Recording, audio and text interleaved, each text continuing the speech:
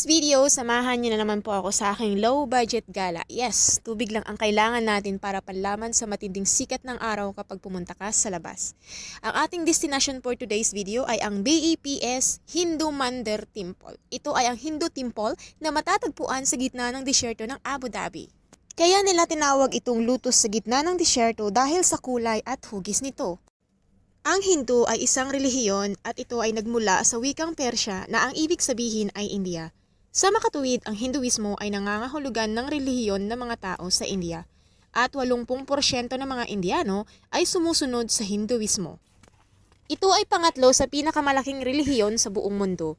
Ang mga Hindu ay naniniwala sa reinkarnasyon o tuloy-tuloy na pag-ikot ng buhay, kamatayan at muling pagkakatawang tao. Naniniwala din sila sa karma, ang universal na batas ng sanhi at bunga.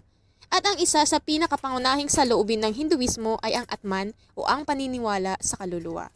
Bago ka pumasok dito ay kailangan mong tanggalin ang iyong sapatos at meron din silang mga dress code.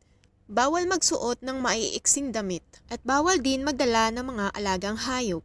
Kamangha-mangha ang kanilang istruktura, mga disenyo na nagpapakita ng kanilang tradisyon at paniniwala.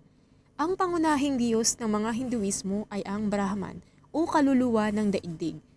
At sila ay naniniwala na maaabot ng tao ang tunay na kaligayahan kung ang kanyang kaluluwa ay sasanib sa Brahman. Mataas din ang respeto ng mga Hindu sa mga hayop at kalikasan, kaya sila ay mga vegetarian o gulay lamang ang mga kinakain.